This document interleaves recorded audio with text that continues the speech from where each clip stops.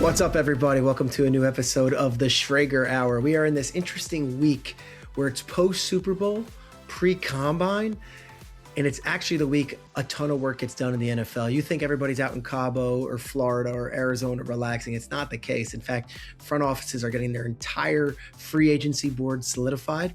They're also getting all of their draft ducks in a row before the combine. I think it's also a fascinating time for teams that might be making big transitions with the coaching staffs. That means onboarding. It means dealing with contracts. It also means losing key talent, but also retaining and then poaching other talent. Fascinating in the weeds stuff, always the week after the Super Bowl, before the combine. What I think is so fascinating is that although we have all these new head coaches and, 11 head coaches, that was big headlines everywhere, including some longtime mainstays in the league in Baltimore and Pittsburgh, moving on to different opportunities or being fired in Baltimore's case. We also have 21 new offensive coordinators. 21 of 32 teams are going to have new offensive coordinators.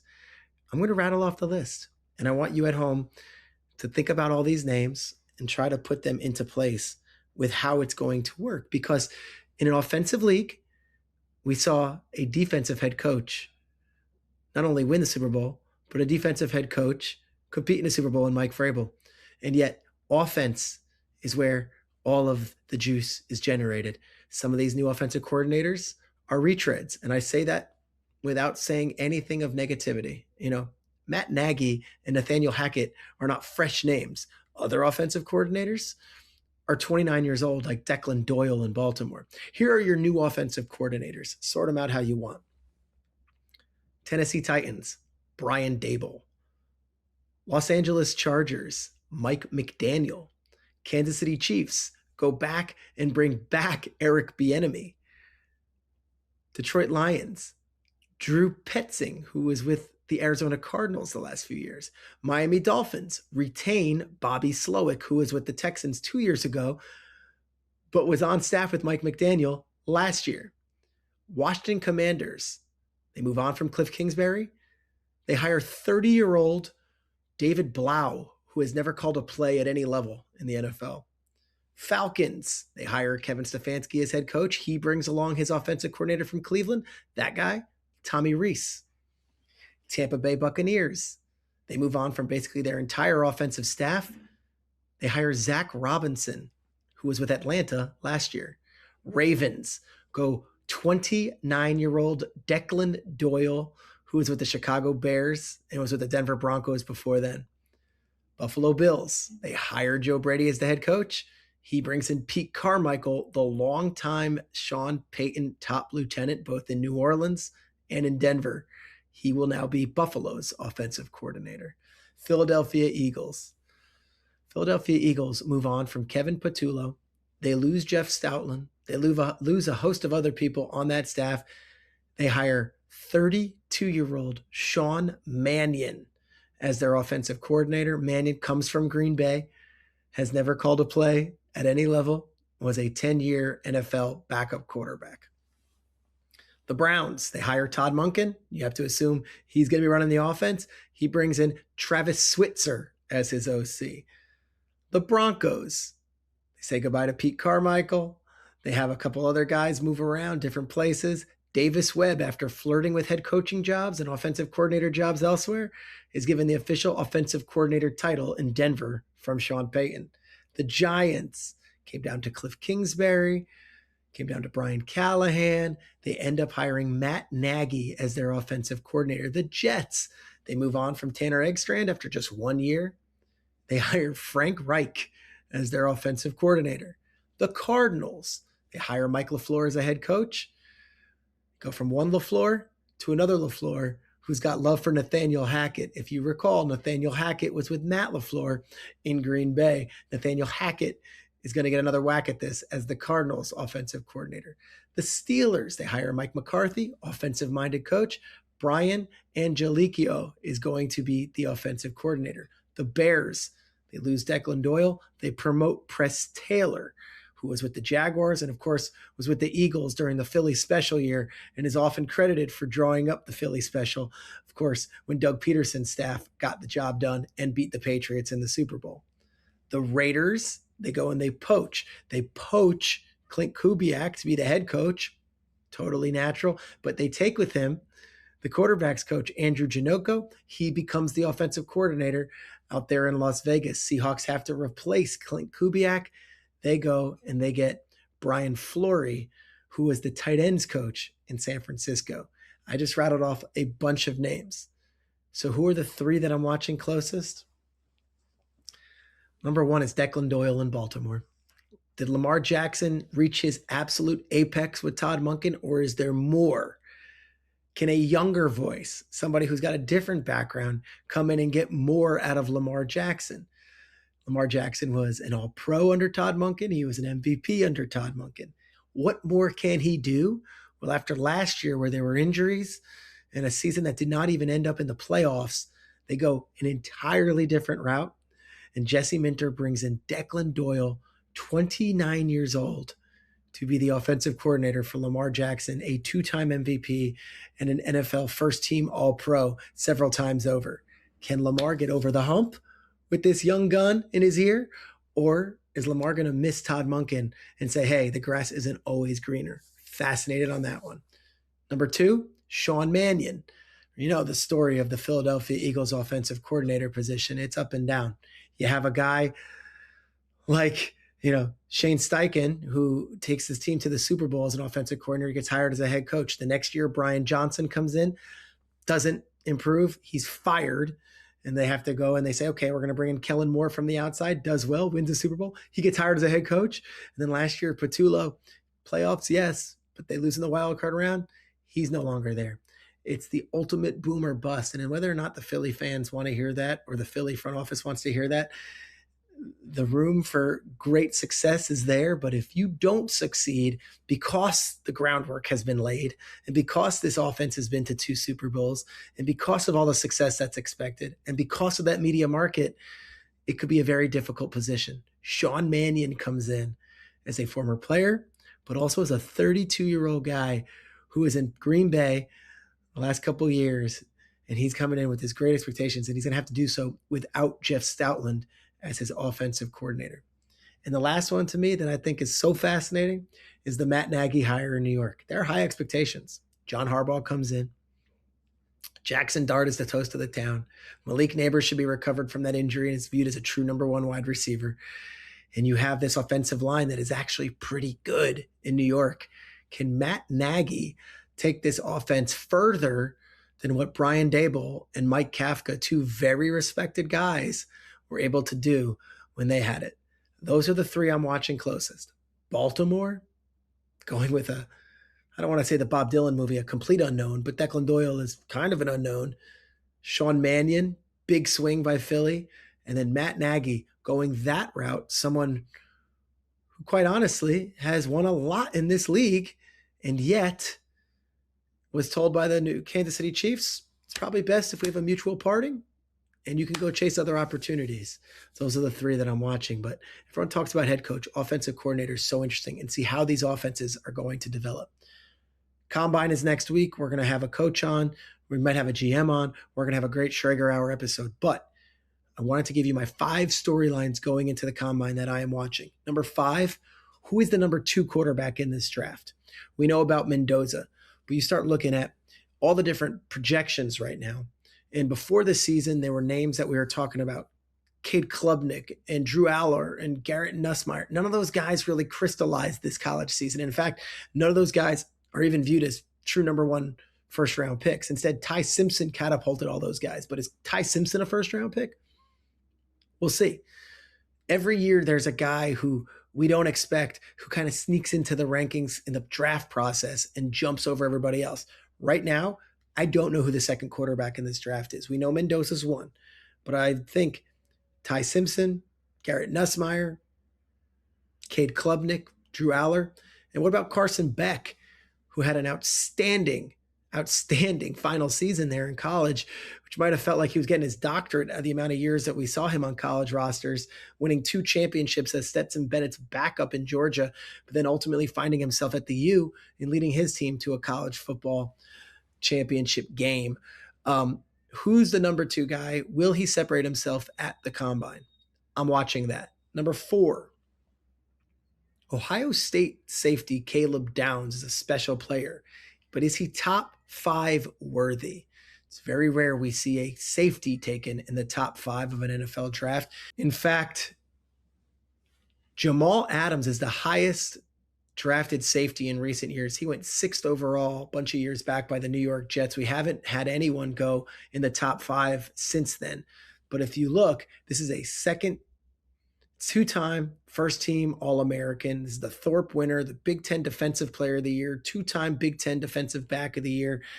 And if you look at his Alabama days, he was a second-team Associated Press All-American as a true freshman when he was at Bama. You go through the list and you say, all right, when you just want a true player, if you are the Tennessee Titans or the New York Giants or even the Arizona Cardinals at 3, if you have Caleb Downs rated as, all right, he's our second-rated player on our board or a third-rated player on the board, but safety isn't really where we value that draft spot, is someone bold enough to take Caleb Downs at Ohio State with a top 5 pick? Fascinated to hear those conversations and how he performs, if he does, at the combine. My number 3 combine storyline I'm watching, offensive lineman. Who's the first one off the board? Depending on who you ask, there's some great debate already. Do you go with Miami offensive lineman Francis Mauigoa, who is this 6'6", 335-pound guy who everyone's saying could play guard or tackle and might be better suited inside, even though he's super athletic at tackle and has made amazing plays, including a 2-point conversion this year where he caught one? Or do you go with Utah offensive lineman Spencer Fano, who is 6'6", 308, and it's maybe your pure tackle? This is going to be a debate. Utah or Miami, inside or outside? You know, you always need offensive line help. Who goes first and who separates themselves at the combine between the two? Number 2, a similar debate. Who's the edge rusher? Who is the pass rusher that is going to go first in this draft? Is it Arvell Reese out of Ohio State, or is it David Bailey out of Texas Tech?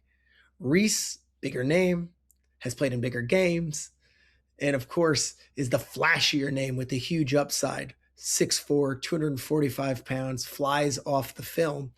David Bailey, 6'3", 250, is viewed more as a polished pass rusher, a guy whose technique is maybe a little better than Reese. Constant debate always in draft rooms. Do you want the guy who's more polished now, or do you want to swing for the bigger upside? Reese or Bailey, who goes first? And if you really want to get into it, who's the likely number 2 overall pick? Because I think it's going to come down to those 2 guys. And I know we're not even at the combine yet. Bailey or Reese, who stands out more this week? And the number 1 storyline to me is the Las Vegas Raiders and Fernando Mendoza. How much are they talking? What are their meetings like? Will Mendoza be seen publicly doing anything with Clint Kubiak? Will John Spytek, the GM, be speaking? And if he is at the podium, what will he say? And then the biggest wild card, do we have any traction between a Brady and Mendoza interaction? Does Brady show up at the combine? Is Brady there? If Brady's going to have such a loud voice in the process, will he be in Indianapolis? And if so, is he dining with Mendoza? Is he spending time with Mendoza? Do we have a trade partner that comes in as a possibility of multiple first-round picks to trade up to get Mendoza? The number 1 storyline going into the combine, whether he throws or not, is the Las Vegas Raiders franchise and Fernando Mendoza, and where those 2 items intersect. Those are my 5 storylines for the combine. And as we set the table, I want to bring in a guest that I think is going to set the table for us as well. I've always long respected the career of Tom Telesco. He was always great to me, and I thought he would be wonderful to bring on as a guest. Tom Telesco, 11-year general manager of the Chargers after a long time as the head of player personnel in Indianapolis. No longer with the Chargers, does 1 year with the Raiders in Vegas, 1 year with Antonio Pierce. And then he's no longer with the Raiders, and now still being paid by the Raiders, does a little bit of Sirius XM, but also follows the NFL very closely from the periphery, although he's very much still on the inside. Going to bring in Tom Telesco. I think you're really going to enjoy it. Guys, Schrager Hour keeps on rocking in the offseason. Let's go. So excited to bring in our guest for today. I asked him to come on about 30 times during the season, but he did not. Now that we're in the offseason, we're going to get his insights in a way that I think are going to be both enlightening and educational for the viewers and the listeners. He's also happens I was too busy coaching high school football. I don't have time for you. We're going to hear about it. He was the GM of the San Diego, then Los Angeles Chargers for 11 seasons. He was also the GM of the Las Vegas Raiders for a year. And now he's joining the Schrager Hour, one of my favorite people in the NFL, Mr. Tom Telesco. Tom, welcome. First time on the show. Yeah, Peter, thanks for having me on.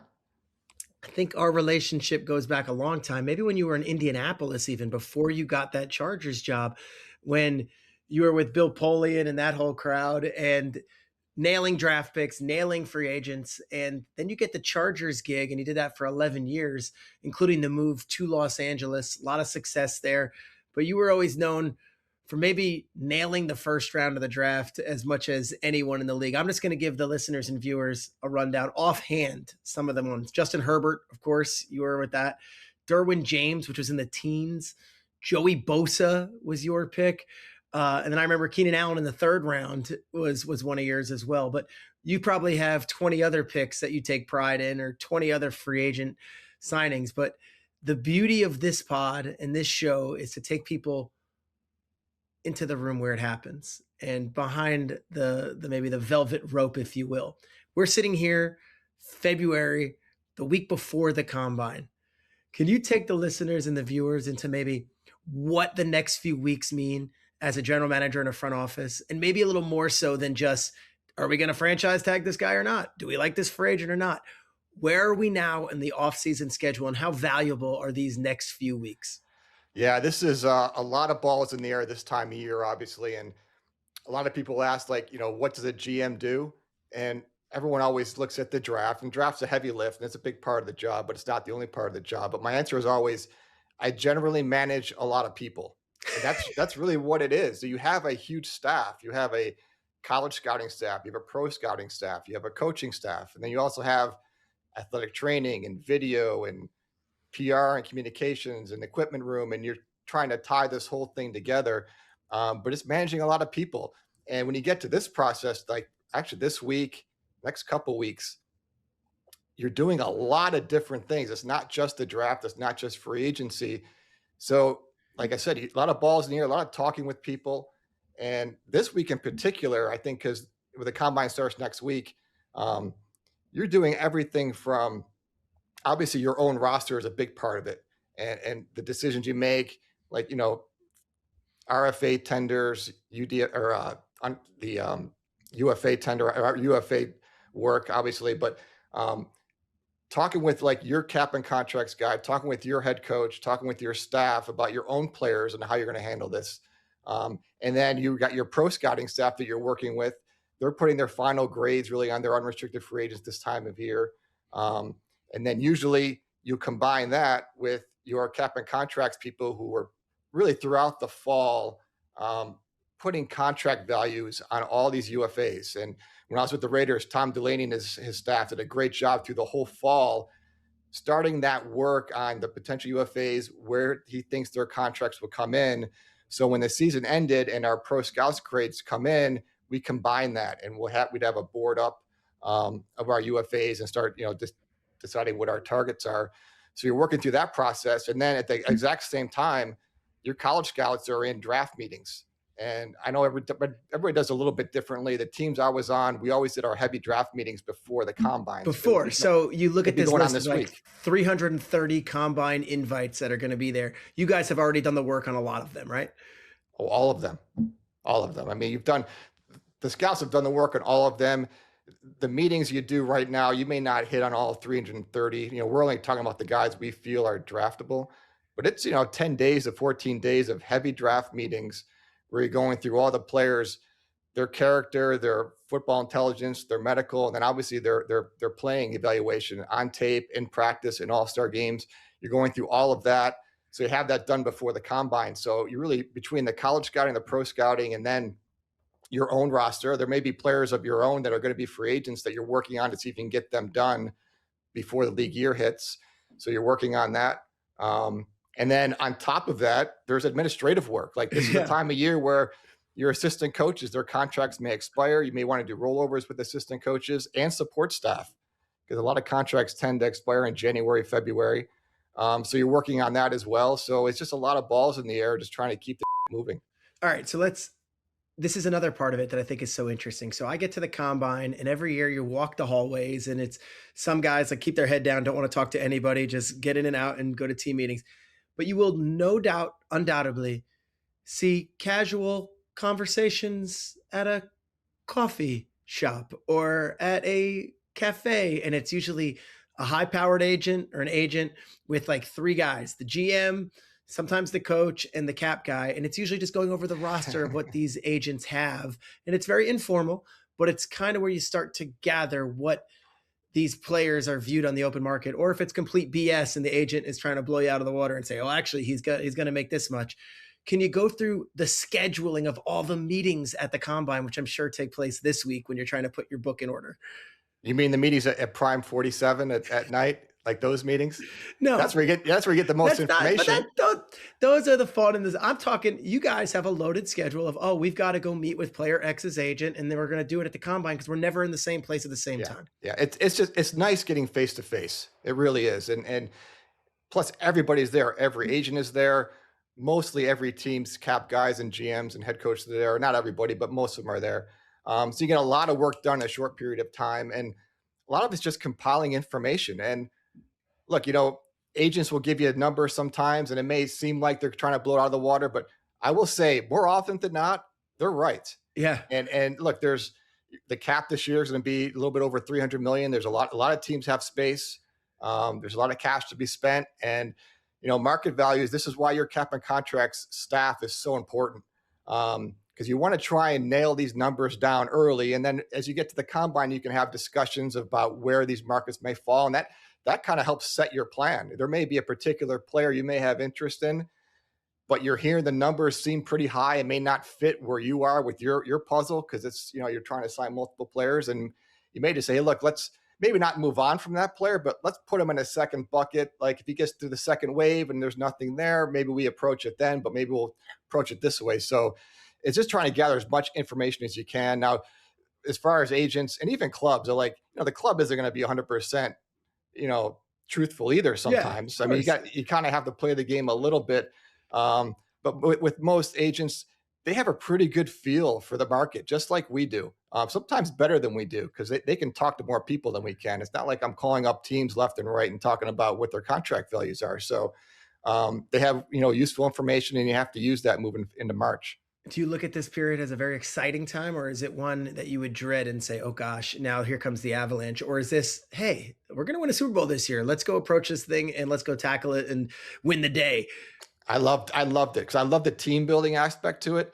And working with people. Like regular season, there's a lot of work that a GM has to do. But in the end, you don't have, you're not coaching, you're not playing. You're sitting there watching, you're up in a suite or in the press box just watching the game like a fan. You're not 100% can control and affect it. But the offseason you can. And it, like I said, it's team building 101. And you're going to approach it 100 different ways. Like you finish the year, you kind of make your needs list. Hey, these are our 7 or 8 top needs. Now I didn't prioritize those needs because they were a need for a reason. Like we have to fill these, unless it's a quarterback. Quarterback obviously would be the top need. But other than that, we have to fill these one way or another, either through free agency, through the draft, through maybe a street free agent, maybe a trade, or which people forget is developing your own, a young player that develops into a starting role. So we have to fill these. Now let's talk about how we're going to do it. And we have to be flexible because plan A and plan B may not always go the way you want it. So I'm trying to use all the avenues to get there. I'm trying to use a player as a case study to take us through. And I want to use your biggest name and your biggest pick, which I think was Herbert, but it was also the COVID year. So it might not be the perfect one to use as far as in the process. Right? Well, let's use Herbert because he did do the Senior Bowl and the Combine and all that. Let's go through the timeline. So during the regular season from afar, you're watching Oregon, I imagine. Did you go to any of those Oregon games yourself? Yeah, I'd seen him even the year before because we thought he may declare for the draft the year before. So I'd seen him play the year before. Okay. Yeah, I saw him at least. I mean, I was at the Rose Bowl. That was one of them. But obviously, our scouts saw a ton.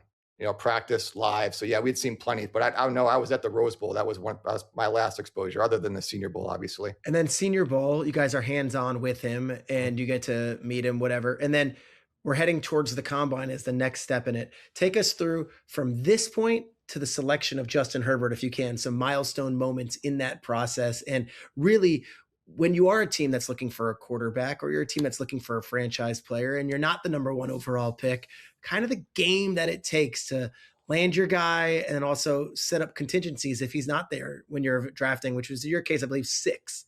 Yeah, and like you said, it was interesting because once we hit mid-March, COVID hit. So, but the prior year we thought he was going to declare. I remember our college director Kevin Kelly, who was really good. He was at the top of our draft board the year before. Him and Justin Sheridan had scouted him, liked him a lot. He decided to stay in school, so we knew going into the year he was going to be a top prospect. And I remember I went to the Rose Bowl game, and I'd been on the field. I guess there's certain games you go and things just pop. And I'm on the field, I'm on their sidelines in pregame, and the Oregon skill guys and quarterbacks and the centers come running out of the tunnel, and he runs by me, and I look up and I'm like, oh my God. 6'6", every inch of it. I know he's big, but like 6'6", like 230, 235, but an athletic build. And then he had an outstanding game. And then as we worked through the process with the Senior Bowl, I mean, one of the things with Oregon, like Oregon used them exactly the way they should have used them because they won a ton of games. They won the Pac-12 championship, they won the Rose Bowl, but projecting him to the next level, they didn't push the ball downfield a lot. Okay, but that's fine. I'm all for college coaches. You use the players exactly the way you need them for you to win games, and then it's up to us to project them to the next level. But he gets to the Senior Bowl, and he's throwing the ball downfield with just tremendous accuracy. I mean, we knew his arm was strong, but we didn't realize until the Senior Bowl like how accurate he is downfield and the touch that he has. So that was a big part of the process, knowing that, hey, that tool is there. And then watching him interact with other players at the Senior Bowl, players that he didn't know. So everybody comes in kind of cold and nobody knows each other. And I know they were like, what type of leader is he? Like everybody leads different ways. Yeah. Some people are loud, some people are not. Some people lead by example. And he got there and he led. And he led in his own unique way. And you could see that, tangibly. You could see the way his teammates responded to him. So, you start just checking off boxes. And then as you move into where I'm hoping and praying that our coaching staff likes him. Because that's the whole thing, right? Like you could do all the work you want, but who was it? Brandon Staley at the time or Anthony Lynn? Anthony Lynn. He's got to love him, Yes. Yeah. You're going to invest in a franchise quarterback. You're not pushing somebody down somebody's throat. You can't do it. So luckily, and Anthony saw it this way, thank God, like he wanted to make sure like whoever our quarterback was, that he was an athlete and could move and go pick up yards with his feet when he had to. Okay. Didn't necessarily have to be Lamar Jackson because that was rare, but he wanted somebody that could go make a play athletically. And luckily Justin can do that. And Anthony liked him a lot. And I always thank him because like I said, as a scouting staff, as a GM, you're in the first round taking a quarterback, everybody better be invested or else the chance of success just lower. And he was on board with that. So, because he fit the style, what he was looking for. So you kind of get through that process. We interviewed him at the combine. Honestly, I don't remember the interview at all.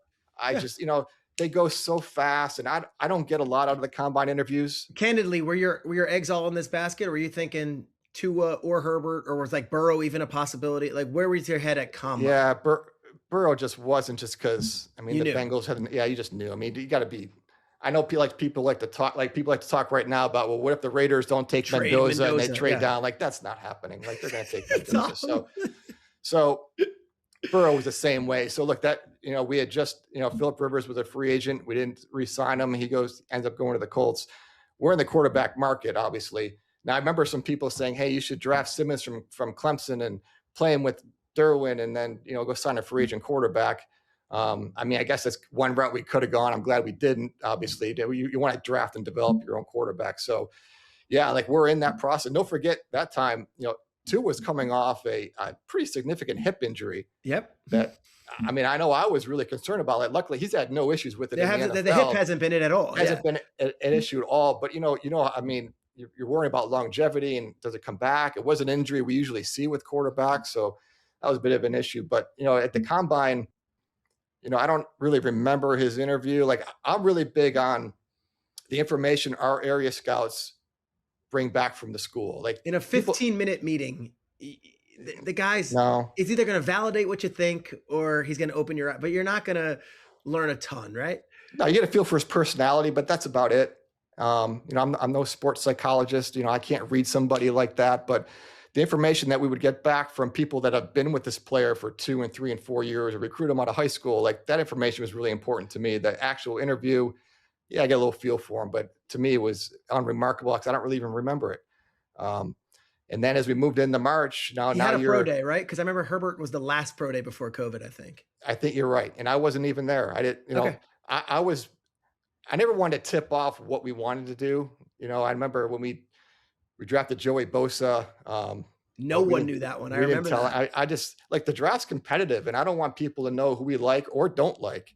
Because you're trying to get the players that you want. So I just feel like unless I'm going to go to every single pro day across the country, I don't want to pick and choose because I don't want people to see, hey, or even our head coach, like, hey, look, their head coach only went to 2 pro days. They must love those 2 guys. Well, it's so funny because I hate to interrupt, but it's like we try to make media out of the pro day situation, and we keep tallies of all the coaches that are there. And then if there's an interaction, say Mike Tomlin's talking to a quarterback, like that leads news the next day. Like Mike Tomlin was talking to this quarterback at his pro day or whoever the coach is. But really, even if you don't go to a single pro day, you got the information, the kid. Sometimes it's almost deliberate not to go to some of these pro days. Yeah. And I like our quarterback coach going or the coordinator. That's fine. But look, in reality, a pro day to me for a quarterback, it's the same thing. If you go watch him play in college, if you go watch warmups, it's the same throws he threw in warmups. Like routes versus error to me for a quarterback in the draft process, I don't get a lot out of it. But I think it's good for our coaches to see, and we have it on video so they can kind of break it down. But in the end, that part of the piece of the puzzle was probably smaller than most for me. Okay. So then we get towards the mock draft silly season. What does a general manager do as far as first round goes when it comes to, are we going to be able to get this guy? Is he going to be there? Is it fact finding? Is it keeping your cards close to the vest? Because let's just call it what it is. I talk to all the GMs. I don't really get concrete information, but it certainly helps inform me when it comes to putting together my last mock draft. Yeah, you're actually more informed than most, I think. But it's, like you don't want to show your cards. But I would try and have draft related. I wanted everything done by April 1st. Really? I want all the coaches. Draft's 25 days away. Now I wanted the coaches evals done. I wanted all of our pro day stuff done, all the character, the medical. I want all that done. And then we would get into small groups in April and do a lot of draft management. But a lot of it that time is just trying to set the board where I think we can get the players and trying to use as much information as we can to set up for draft management purposes, essentially. And then I did. And I think it was on the PFF website. I can't tell you how many mock drafts I would do with the first round. I would do hundreds of them. You would simulate your own at the laptop. I would simulate my own all the time because you want to prepare for every possible scenario in the first couple of rounds. And it was just a really quick, efficient way to do it.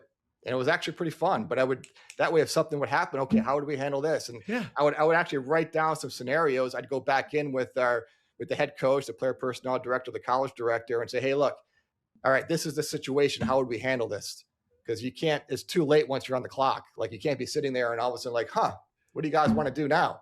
So I feel like you're in an F1 and you're like in the simulator, like in Top Gun or something. All right, how are you going to handle this situation? Absolutely helpful. I just think the more prepared you are for that day, the better. I mean, you're making choices with the clock ticking over your head. So you got to be able to move. You got to be able to move quick. So the last couple of years, I used to use those mock simulators a ton.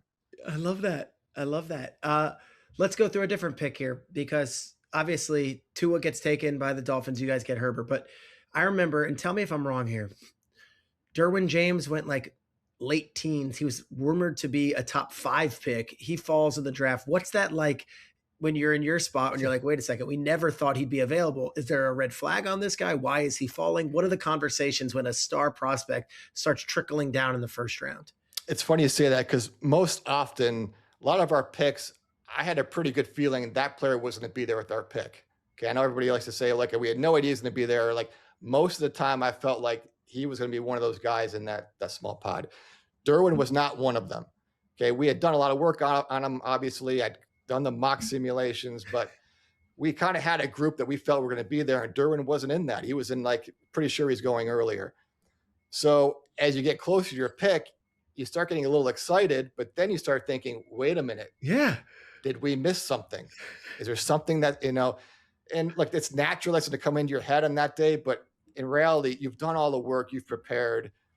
Just sit back, let the draft come to you. So, but I think with him, that particular year, because I was at a Florida State Boston College game, and Florida State was just not your typical Florida State team. They had NFL prospects, but they just didn't play well that year. And I just think, not that he fell through the cracks, but it just wasn't your typical Florida State football team. And he stood out, but when we looked at him, the traits that he had, the physical traits, especially the way the safety position is being played right now, where you're a linebacker, you're a safety, and a corner all in one. Like, good luck trying to find those guys. Like Nick Imanwari is one of those guys right now, but you need so many traits to play that position well. But then, his makeup is like no one I've been around before, as far as leadership ability, the way he pulls players along with them, the way he holds players accountable, but does it the right way. He's just so rare. So he had like just rare off the field makeup and then really rare physical ability. Had to make sure the injury stuff was okay. Did a lot of work on that. And, you get lucky. But like you said, by April 1st, the work was done and you trusted what you had, right? You got to trust it. You can't overthink it at that point, and if you are, you're doing something wrong. But that's also why you have a staff. I mean, when we were, my first year with the Chargers, we're in a third round and we got this high grade on Keenan Allen. And I kind of felt like our receiver room was pretty good at that point. We had so many other needs. And JoJo Wooden is like tapping me on the shoulders, like, hey, what do you think about Keenan here? I'm like, we can take him, but he's going to redshirt the year. Like, he's probably not going to dress the whole year. As long as you're okay with that, we can. Like, we love him, but we have a lot of other needs. And he's like, he gave me that look. He's like, just take him. And I'm like, so we take him. And, that particular year, we had one receiver get hurt. Actually, two receivers get hurt. Another one didn't perform the way we thought he was going to perform. What do you have, like 90 catches his rookie year? Keenan jumps in there like week 3 and he ends up being rookie of the year. We didn't even think he'd play his first year. So you got to be lucky than good sometimes. But still playing in the league at a high level. But you have a staff of people that sometimes you start, the board starts talking to you and you start hearing different things. And like JoJo's like, hey, just don't overthink this. Just take him here. And thank God we did. Give me a free agent signing that was high risk, or not even high risk, but like big money that you guys said, let's go for it, and take us through that process as well. Okay. The one that comes to mind is, kind of mentioned it before, was the Casey Hayward signing that we did. And give some context. Casey Hayward was with the Packers originally. He's with the Packers, nickel corner. Good player. Very, good player. And for us, that particular year, the year before, we had signed Patrick Robinson, former number 1 pick. Florida State. From Florida State. He was with the Saints. He was a free agent the year before. We signed him on a 1-year deal. He came in, he played really well for us on a 1-year deal. Season ends, and we talked about, hey, look, let's bring Patrick back on I think it was either a 2 or 3-year deal. Because we thought he played really well, ran well, good instincts, tackled. So we're in early March. He was one of our own players. We're trying to extend him, and things just weren't going anywhere. League year hits. We're still trying to get something done. And I'd say we're in day 2 or day 3 of free agency, which at that point feels like 3 weeks. Yeah. Right. I mean, what are we doing here? Yeah. And it's just not getting where we're going. And I remember I'm at home at night in the living room, and Ed McGuire, who was our cap and contract guy, he calls me and he's like, and I'm like, hey, what's up with Patrick? He's like, we're still not getting anywhere. And so Ed says, hey, Casey Hayward's agent called and asked if we had any interest. And I'm like, and we liked Casey a lot. We thought he would go off earlier in free agency. He didn't.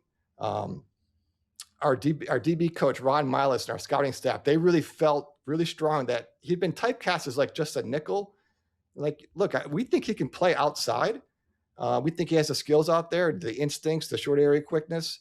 He didn't have elite speed, but you never really see him get beat downfield. So, but we had one of our own players there, and we were trying to work on that. And I thought about it for like 30 seconds. I'm like, Ed, let's just pivot off Patrick. Like, let's go. We may get Casey at a decent number for us at this point, because whatever happened, he fell through the cracks. So, boom. I mean, we jumped on it, and he was probably signed less than 12 hours later. Yeah. And he comes in. We played him outside at corner. He ended up going to 2 Pro Bowls for us, and really proving to everybody that he's more than just a nickel. And I give, like, Ron Miles is one of the best secondary coaches in the NFL. He had a vision for that, which was great. And then our scouts did. Sometimes the scouts see it a little easier. They can see the big picture, and coaches, you kind of have to steer him there. But Ron was like, no, he's like, I see him more than just a nickel. I think he can play outside for us. And that was a need for us to go opposite Jason Verrett. And Casey was an outstanding player for us. I think we did a second contract with him later on. But that was a success story. And isn't there that panic that, wait a second, we're 12 hours in, we had all these plans, and then it's like, what about Casey Hayward? But you had done the work, at least on the top line, of what you thought of Casey Hayward, because he was unrestricted free agent, right? So work again was done. All that work, yeah, because you just don't know where things are going to head. And again, he was somebody we thought we'd probably be priced out a little bit. Yeah. Strange things happen. And like I said, you get to day 2 of free agency, it just feels like a week or 2 have gone by. How did Khalil Mack end up on the Chargers? Yeah, that's another good story. So this is one of those that really, I thought it benefited both teams. Okay.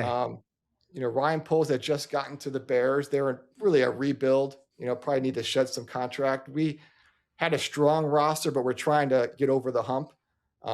Playing Mahomes twice a year. I'm playing Mahomes twice a year. And then Brandon Staley had coached Khalil Mack for at least a year, maybe 2 right, with Chicago. the Bears. And I think that's important with free agency and trades. Like, if you have some working knowledge of that player, I think it just helps mitigate your risk. But I don't even think at the combine, Ryan and I talked about Mack. I don't remember. I think it was more after the combine, right before the beginning of the league year, I think, when he reached out, just to, hey, any interest, and thought about it for a little bit, went down and talked to Brandon, and, Brandon was 100% on board. Most coaches are, and I'm trying to figure out what's the right value if we do the trade. We end up doing it for a 2 and then a future 6, which is funny because then the future 6, we end up trading a 7 for that 6 back. I love that you know all the details on that. Yeah, it ended up just being a 2 in the end. But I remember, like, the discussions were pretty quick. It didn't take long. Was that at the combine as a conversation? No, I know that most of the conversations, I was already back in LA. So this was after the combine. But I also remember I didn't want to give Brandon the play-by-play of the negotiation, because he wanted him really bad. And what I didn't want to do is, if he didn't get him. Yeah, I didn't want to have him just so let down, like, oh, we didn't get him. So I didn't really, give him any updates or play-by-play to say, yeah, we'll work on it. And then, like I said, it kind of came together relatively quick. And then I remember walking down to Brandon's office. I'm like, hey, we're good. We got Khalil. And he's just looking at me like, I can't believe this. But that's one of the great, like, you kind of cherish those moments as a GM, because, like, it's your job to give the coaches the resources and players that they need. So he was ecstatic with that. And then the only downside, and so Chenna Nwosu was a UFA that year, and our plan was to re-sign him, bring him back, and play him next to Joey Bosa. Then the Khalil Mack thing came up, seemed really interesting. So, but we also couldn't have a pass rush room with those 3 guys making all big money. So Chenna signs with Seattle, and then we just went back to USC the next year and drafted Tuli Peloto to get him in the room as the third rusher. Excellent. But yeah, so the Khalil one was pretty cool. I mean, a veteran presence. He's played really well for the Chargers. Even after I left, he's still playing at a high level. But what was big for me too was just, our coach had him. He knew him. We knew his character. We knew his makeup. And like I said, I think it was good for both teams. I know that the pick that the Bears got, they drafted Brisker, which was, they nailed that one. So that worked out really well. A couple more out of your history that I think is interesting. And then I want to ask you a couple questions about guys that are around now and just your thoughts off, top line. But Bowers was your first round pick with the Raiders. and went on to have maybe the greatest season ever by a rookie tight end. He too fell a little bit in the draft, but well publicized, well chronicled. The Rams were trying to trade up to get Brock Bowers, and I don't know if that's been confirmed by. I could tell you as someone who knows the Rams guys very well. The Rams were trying to trade up to get Brock Bowers, but if you recall, this was also the draft where maybe the Raiders needed a quarterback, and Bo Nix was available, and then Penix. Can you take us through the Bowers selection and maybe go blow by blow of the day of and how you guys ended up with Brock Bowers? Yeah, I mean, and I don't know if he fell because like tight ends usually just don't go that and that's high the all thing. the time. It's not like he's sunk, because who would you have taken him above? I don't know, because quarterback is so important, and 6 of them. Yeah. So I mean, but look, we needed a lot of talent. We needed a lot of difference makers, and I wanted to make sure I remember in April during the draft process, I went up with the board. I wrote down the last 10 years of the Raiders' #1 picks. And, obviously there were more misses than hits. I mean, it is what it is. So I said, look, whoever we take with this pick, it has to be the highest odds player possible. Like, we have to hit on this pick. The ceiling is fine, but the basement has to be something. Yeah, we can't afford to swing and miss on a home run or strikeout player. Like, we got to hit on this pick. So now, but early on, like, I was the same way as a lot of people. Like, do I want to take a tight end in the first round? I'd rather not. I'd rather, a more premium position. We had Michael Mayer already, who was drafted by the last staff. Second round. Really good. Yeah, really good player. So it really wasn't in our thinking early on. But as we got into April and we went through scenarios, I remember specifically going down to AP's office, Antonio Pierce, and say, hey, look, if we have these players available and Brock's there, what do you think? And I didn't want to tell him what I thought. Sure. And to his credit, he's like, let me think about it overnight. So I think he did some more tape on some different players when I came back. He's like, you know what? I think I would go Brock. I'm like, great. So would I. I mean, he's a dynamic player. I'm like, I know tight end is not sexy in the first round, but I said, if it makes people feel better, just write receiver on the card and hand it in if that makes people feel better. Because that's how we'll use him. Yeah. So, but obviously we had a need a quarterback. That was pretty easy to see.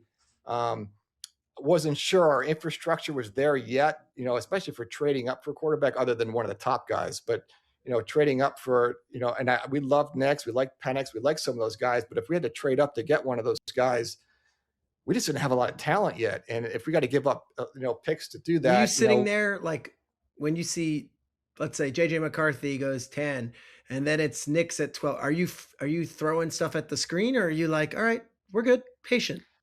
No, the Penix one, I knew the Falcons liked them. I thought he liked them more in the second round than the first round, but the other guys, it was no surprise they were going where they were. I mean, look, if you need a quarterback and there's a potential franchise quarterback, you should probably take them. I mean, they just don't come around very often. Look at this year in free agency, there's Malik Willis and then there's not a lot else. And in the draft, there's Mendoza, and then there's probably a pretty big gap. So no, it was no surprise. So when we went through the exercise, look, we had needs on the offensive line. We could have used another pass rusher. We had needs at corner. We had a lot of needs. But when we looked at Brock, I mean, it was just a high odds player between the ability and the makeup. And it just fit right for us. And like, I would have loved to have taken a quarterback. I would love to have taken a tackle or a pass rusher. Those are more premium positions on your salary cap. But Brock he was too hard to pass up. And then you get him and he has that crazy rookie season, and it's validated that was the right pick, because now he's one of the 2 cornerstones, him and Crosby, of that entire team. Yeah, and I think you can basically use him as a receiver. Yeah. And you can see like teams will put corners on him and he can still beat a corner, short and intermediate wise. He's got big time right after catchability. And, on our offense, like, we just needed more playmakers. Yeah. And we had to find them one way or another. And, this one happened to come in a tight end body. You said it, and I know it might be too close to home as you were the GM, a year ago, but Mendoza one sounds like that's a no-brainer for the Raiders, right? And going through the process, we're going to, in the media, say, well, they could trade it to the Jets for 5 first-round picks, and they can do this. But when you said it many times on this podcast already, you need a quarterback, you take a quarterback, right? Yep. Yeah. I mean, there's no guarantee next year. You don't know where you're drafting. You don't know which quarterbacks will be available. Last year at this time, we thought it was going to be a really good quarterback class this year, and it didn't turn out to be quite like that. So you just never know. I think it's, people that say, well, I know where the draft will be in 27 and 28. Nobody knows. We barely know this draft who's going to pan out, right? So, yeah, I think, if you're there, like you can't, if I'm there, like you can't offer me enough. Like I'm taking Mendoza, fully knowing that we need a lot of other help around them that we're gonna have to build on the fly. They've got plenty of cap space this year. I think they have a good amount of draft picks. They had a good amount of draft picks last year. I think they had 10 last year. They got a good amount this year. And you start allocate your resources the best you can to put around Mendoza, but get him there and away you go. Okay, I'm going to give you a couple names that are currently bubbling and tell me just how you as a GM would take this person as a case study and then say, all right, this guy's available. Let's dissect him and let's go through the process. Tyreek Hill gets released yesterday from the Miami Dolphins. Still can play at a high level. We know he's coming off a serious injury. Still is Tyreek Hill. At that stage in his career, and what that number might end up being, we don't even know. If you're a GM and you weren't expecting it, but all of a sudden Tyreek Hill is a unrestricted free agent, how would you handle that situation? Probably not something I'm even thinking about or looking at right now, or even in August, maybe something during the season. As a GM, you have to look at both sides of it and you have to mitigate your risk. You're talking about a 31, 32-year-old receiver, which, look, everyone's in that position. Doesn't mean you can't play anymore. He still has plenty of talent, but that's about the age where the production starts to do this. It does. So that's everybody. Not hey, February 19th. Let's rush to the. And he's coming off a really serious injury. It sounds like it's more than just an ACL. I mean, it's a dislocated knee and an ACL. So it's something you monitor. There's no doubt. You kind of keep tabs. But it's not something that, look, if I got to fill a need, I'm thinking about, hey, that could fill our need for this year. I mean, we don't even know when he'd be ready to play, but it would be one of those that you would kind of monitor, keep in touch with the agent, see if it's a team that he'd like to play for, and then just kind of monitor his rehab. Maybe some team signs him and he just rehabs with them, but then you got to figure out, what's the right contract number for this situation. That's going to be a hard one to figure out. Yeah. Someone who he may not even play this year. If he does, it's going to be later in the year. So he'll be on PUP to start the season and sit there for a while as he rehabs. But it's an exciting proposition, but it's a low odds proposition. Yeah. So you have to decide where you want to take your shots. You can, everyone can take one or two shots. You can't take a lot of them. So it'd be something I would just monitor, but not something I'd say, hey, look, we need a deep threat. We'll just sign Tyreek right now. We'll get him ready for October. I don't know if that's feasible or not. Okay. AJ Brown, we don't know what the deal is there in Philly, and there's all this smoke. Is that fire? I don't know. Do you, as a GM, a player like that who for over a calendar year, it's like there's stuff that keeps popping up. Do you start proactively calling on players like that? Or is that one where you wait until the other team calls you? Well, with that one, you don't have to call because you know Howie's going to call you anyways. Is that right? Is Howie that he'll? Howie's always calling everybody. So yeah. But if you want to know, you just call the team. Like if there's a player that you may have interest in, but it maybe on the outside looks a little murky, just call and ask. You never know what the answer may be. So now in that situation, I mean, there's a lot of contract work that has to be done to see if, how it affects them and how it affects the team that's going to trade for them. But yeah, there's most of those situations. It's just, it's easy for us just to, just call and just ask and kind of see what they say. Is it as casual as that? Like, hey, sure. What's the deal with AJ Brown? And things change too. I mean, it could be the answer you get today may be different in late March. It could be different than right before the draft, right after the draft. So, but yeah, it's as simple as that. All right, here's another one. A quarterback hungry team, because we know the Raiders have the one pick, but if you look around the league, there are several teams that could use a quarterback. A guy like Malik Willis, who doesn't have a ton of experience, but the last few years when he got on the field, he really shined. Yeah. Like, how do you handle a guy like that who maybe didn't have necessarily the great success in his first stop, but in the last couple of years has shown some flashes? Yeah, I mean, at the quarterback position, like it's supply and demand, and the demand is high, and there's a very small supply right now. So it's a weaker quarterback draft, and then free agency there isn't much as far as like a bona fide starter. He played outstanding with Green Bay. He's got starter traits. There's no doubt. Someone's going to sign him, probably to pretty decent money. I probably would want another quarterback in house just in case, because the body of work is small. It's good, but the body of work's a little bit small. So ideally, you have somebody else there just to kind of buffer it a little bit. But I think he's going to have a pretty big market just because there's some teams right now that just don't have a bona fide starter. And he's probably the only guy in the market that could fit that. But really cool to see his development from the Titans to Green Bay. And then when he got a chance to play, I mean, Saturday night game, he was great against the Ravens. Yeah. I mean, arm strength, mobility, quick decision-making. So he's really like everybody develops at a different point. Yeah. Sometimes right place, right time. Look at Sam Darnold. Is like everybody kind of develops. Not everybody hits it right away. Sometimes it's your atmosphere and surroundings. Sometimes it's just the player. But to see where Malik Willis is now as compared to the year he came out of Liberty is just night and day. All right, let's wrap with this one because we're going to have you on a bunch during the offseason, I think, if you're willing to, because I love this stuff. The Phillip Rivers comeback this year. What was your view of it all? And then if you can give us a great Phillip Rivers personal story, having worked with him and been his general manager for so many years. Well, so I was doing a radio interview the morning after Daniel Jones got hurt. And I was asked, what do you think the Colts will do? And I started talking about Riley Leonard because Riley Leonard went in that game. Yeah. And actually, he played pretty well. He got hurt, though. Yeah, he did. He got hurt, but I thought he played pretty well. And the host, actually, was Doug Gottlieb. The host actually said, well, what do you think about Phillip Rivers? And I just kind of did one of these two. And I'm like, come on, it's not going to happen. And I kind of just glossed over it and talked about Riley Leonard again. I get off the interview and literally like 2 hours later, there's a report that Phillip Rivers is going to work out for the Colts. I'm like, you got to be kidding. I thought he was on to the high school career, thought he was done. And then the more I thought about it, I'm like, I mean, you talk about a coach on the field as far as processing and being able to find the right receiver. No doubt. So, and then I was just absolutely amazed of what he did in that short period of time. I mean, I know he was throwing with his high school players at practice. I know he's been engaged with football, but big difference from like Tom Brady played to an older age, but Tom Brady was in every offseason program and every training camp. Yes. Phillip was out for such a long time. For 4 full years. It was just amazing what he did. And I guess I shouldn't have been surprised just knowing like him and Shane Steichen's relationship was rare. Like the way they talked about football and the way they talked about it with each other, they could finish each other's sentences.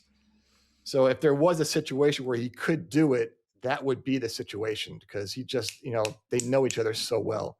I don't think that could have happened with any other team. What was your biggest or your most defining when he does a Hall of Fame speech and you attend and all that stuff? What's your Phillip Rivers story? If someone says, give me a good Phil Rivers story. Man, I don't know if I have like the story. I'll say this, like I always felt like, and I did this with Justin the last couple of years, your franchise quarterback, I think, should have a good amount of input and say and opinion. Doesn't mean you're going to always go with their decision, but they just have a pulse of the team that as a GM, you can't always get. And I'd have Phillip come up to my office sometimes and we'd have these great talks. It's like, you forget you're talking to a player. You think you're talking to one of your coaches, even your head coach sometimes. That's why I think he's going to be an outstanding NFL head coach whenever he wants to do it. But he was just so thoughtful and has such a good feel for personnel and scheme. I mean, it was amazing. And I've been around a lot of good ones before. I mean, Peyton Manning is Peyton Manning, who was actually pretty similar, to be honest with you, in that regard. As far as the one, like, hey, this is the one Phil Rivers, I can't think of on the top of my head, but I know this, like when Phillip, if he does, and when he wants to be an NFL head coach, I really do think he can handle the whole job because it is more than just, it's more than just X's and O's, which he obviously has. It's about being a leader. It's about decision-making. It's about leading people and putting a good staff together. And I just think he can do all of those. And I think he can, going from high school to the NFL, I don't even think that will be a hard jump for him. I really think he's going to be able to do that at a high level whenever that time comes. 2009, you guys draft a kicker/punter out of West Virginia in the 7th round in Indianapolis. Take us through the McAfee evaluation and then selecting Pat McAfee to the Indianapolis Colts. We got time for this one? Let's go. So we were in the kicker market. And I remember going to the bowl game in Charlotte. I can't remember the name of the bowl game. It was West Virginia versus North Carolina. I can't remember the name of the bowl game. Was it like a Tax Slayer Bowl? Yeah, it wasn't the Tax Slayer Bowl. It was the Meineke Carr Bowl. Sure, I don't know that what sounds it was, right. That actually sounds right. Yeah. So North Carolina had a good amount of prospects. West Virginia had a lot of prospects. And I'm down there in pregame, and I'm watching Pat McAfee kick and punt. And he did his pregame for like 45 minutes to an hour. It was like a free workout.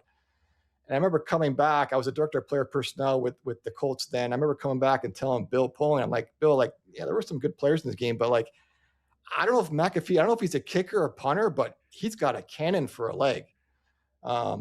So we kind of kept on that. I remember we brought Pat in for a visit pre-draft, because I don't think he was at the combine. Brought him in for a visit. I remember sitting in a conference room with him, just me and him, and he was like, "Yes sir, no sir, yes sir, no sir." I'm on like, his best. Like Pat, like, we have your background. We know who you are. You don't Your have personality. to play this game. Come on. Yeah. And then during the draft, we really liked Julian Edelman a lot. Is that right? Okay, I love this. But I also figured, and I remember telling Bill this, like, hey, I don't think he'll get drafted. Like, he was a quarterback at Kent State. It's a big projection of receiver. It was nice. Like, he ran like 4.4 something. So at least he showed he had some speed. Sometimes the quarterback to receiver projection, they're usually not fast enough all the time, but he had speed, toughness.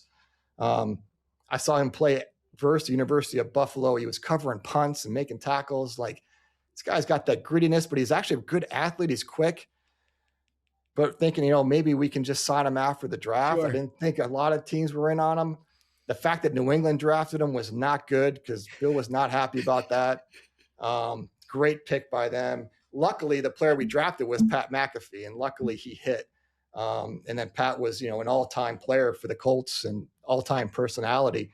But it's just amazing how these things work out sometimes. Seventh round, the two names that are being juggled around is Edelman and McAfee, two of the most noteworthy, I guess, players from that draft, if you look back on it now. Yeah. And, when you're in the 6th and 7th round, a lot of your draft is, hey, can we sign them after the draft? Then we can draft somebody else. We can double dip. We can get both players we like. So you're trying to make determinations on who may be there, who not. We would hit on more than most. That one we didn't hit on, as far as I thought he would get signed after the draft. But, New England did a great job with their department. They nailed it. But at least we got Pat. The last one I got for you, he spent 4 years in your organization, going from quarterbacks coach on up. You have a different relationship and perspective on Nick Sirianni than maybe others do. What's your thoughts on Nick Sirianni, head coach of the Philadelphia Eagles? Well, it was always tough for me, because he played at Mount Union and I played at John Carroll. John Carroll guy. We weren't there at the same time, but Mount Union was Mount Union. I mean, they were the best team in our conference year after year after year. Finally, John Carroll beat them this year, but they were the powerhouse of Division III football. So when I first met Nick, that was the first thing. And then, like, every year the John Carroll Mount Union game, he wanted to put a bet on the game. And I'm like, come on, like, I at least need points here. And then, he'd walk around with his Mount Union shirt on. He used to kill me. But, watching him as a receiver coach, that he was with us with the Chargers, like, he was just outstanding. Like, his knowledge of the game, his detail, and then how, when you're a receiver coach, you have to work with a lot of different personalities. Yeah. You got to connect with a lot of different people. And he could always connect with everybody. So you could see, like, he has those skills. And then you just kind of see him grow into. Then I remember when he went to the Colts with Frank Reich, like, actually, I want to say I blocked him the first time. Did you? Remember, Frank got hired really late. Yes, Josh McDaniels doesn't. Yeah, he got hired late, and I was kind of upset. Like our staff is set. Nick's really good. We're not going to let him out of the building. And then, but like, it was for a better job. And Anthony Lynn felt the same way. Like, hey, look, this is a better career opportunity. I learned a lot. I learned a lot from Anthony. Like, there's a lot of good coaches out there. Let's not step on a guy from, like, at least take a little bit of a step up. So he went with Frank to the Colts, and then, his career obviously just kept going from there. And now he's, doing a great job with Philly. And like, that job in Philly is a tough job. Tough. And all he's done is win, which is like Mount Union. All Mount Union does is win, right? And a lot of that one off. Nick will like that one. And there's a lot of players that are now coaches in college, and they do nothing but win. And Nick has that trait. He does a great job there. That's it. Tom Telesco, I so appreciate you taking the time. This was awesome. I feel like this is the first of many. Are you planning on doing your own mock draft now that you're no longer at the moment a GM in the league? Like, would you do your own? I probably will. Yeah. I mean, I'll definitely do that. I mean, I love doing the simulations, trying to figure out who's going to go where. That was, to me, really, really fun part of the draft, is trying to get a feel for where players are going to go, so we can decide what we're going to do. So maybe, I'm not as clued in as you are, so I don't know. I would lean on the outside, but I may do that. All right. I appreciate you doing this. This is the start of the NFL offseason, and you've got as good of a grasp on it as anybody. So appreciate your time. Thanks for joining the show, man. Anytime. Thanks for having me on, Peter. Beautiful. There you have it. Tom Telesco. Great stories. I love the Justin Herbert stuff, going through the timeline, but of course the Khalil Mack trade, and then get into the McAfee draft pick. And Nick Sirianni as a young man, just wearing his college t-shirt around the GM, who's, of course, of a college of the arch rival college. Very Nick Sirianni on brand. Love Tom Telesco. Think he's going to be a very valuable resource for us on this show moving forward, especially in the offseason, as he's got a different perspective. Next time you'll see me, be at the Combine. We'll have a good guest. We haven't booked him yet. We'll see who it will be. But this is really where the Schrager Hour takes a different turn, and it's not just recapping stories and gossip around the league during the season. It's the off season, and I'm so glad for you guys to be along for the ride. Thanks for listening. As always, to the Omaha guys, the ESPN guys, and to you, the listeners. Appreciate everybody watching, and of course, the Friday afternoon ESPN crowd. Yes, keep on watching. So appreciate your viewership. Till next week, guys.